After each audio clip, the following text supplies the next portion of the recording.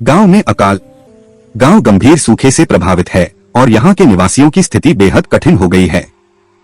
भूषण, जो इस कठिनाई को समझता है, यह निर्णय लेता है कि अब अपने गांव में रहना उसके लिए संभव नहीं है।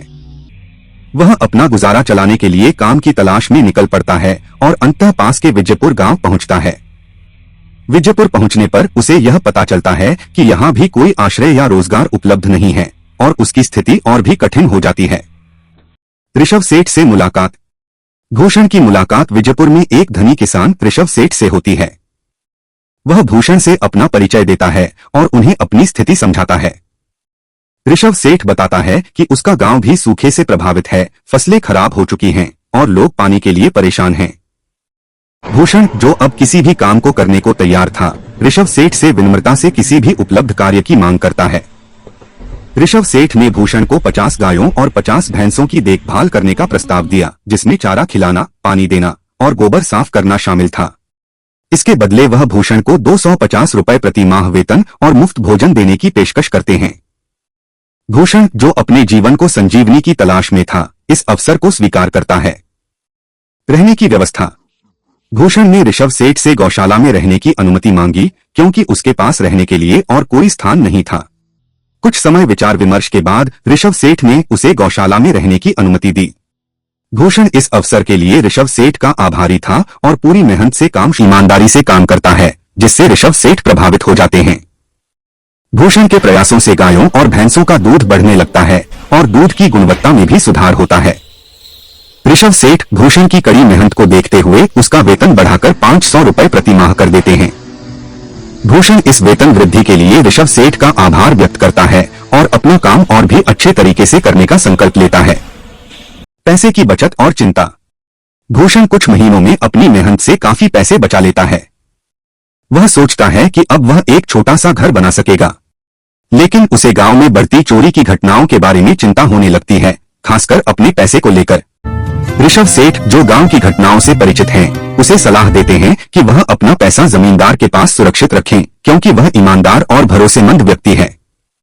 मकान मालिक के साथ बातचीत। भूषण जमींदार के पास जाकर अपनी चिंता जाहिर करता है और उसे बताता है कि उसने 10,000 रुपए बचाए हैं, लेकिन घर पर उन्हें रखना उसे जोखिमपूर्ण लगता है। जमींदार उसे आश्वस्त करता है कि उसका पैसा सुरक्षित रहेगा और बिना किसी दस्तावेज के उसे जमा कर लेता है। भूषण, जो अब मानसिक शांति महसूस करता है, जमींदार के प्रति आभार व्यक्त करता है। विश्वासघात और हिंसा।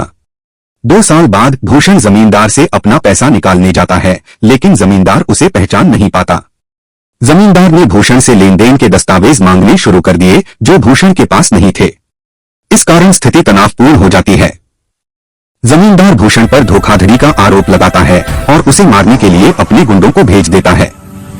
भूषण को बुरी तरह पीटा जाता है और वह गंभीर रूप से घायल होकर घर लौटता है, जिससे वह काम करने में असमर्थ हो जाता है।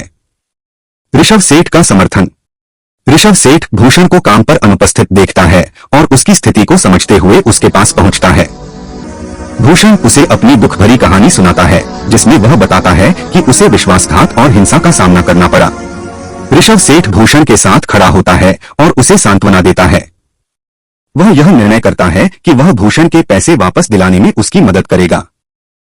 मकान मालिक के साथ टकराव।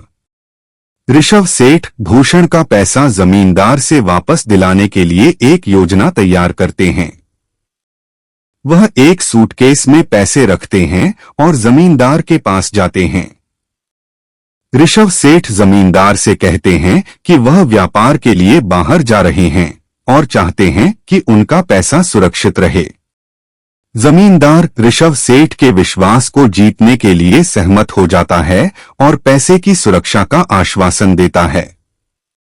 इस दौरान भूषण घटनास्थल पर पहुंचता है और जमींदार के सामने अपनी शिकायत रखता है। समाधान और न्याय। ऋषभ सेठ की योजना सफल हो जाती है। वह जमींदार से पूछते हैं कि भूषण के प्रति उसकी पूर्व कार्यवाही के बारे में क्या कहना है। जमींदार, जो अब दबाव में था, भूषण से माफी मांगता है और उसके पैसे वापस कर देता है। भूषण बिना किसी और विवाद के अपना पैसा वापस लेकर वहां से चला जाता है और अपनी मेहनत की कमाई को वापस पाकर राहत महसूस करता है। ऋषभ सेठ ने भूषण को आश्वस्त किया कि मेहनत और ईमानदारी हमेशा सफलता की ओर ले जाती है और अच्छे लोग कभी भी धोखा नहीं खाते। लाइक एंड सब्सक्राइब बच्चों।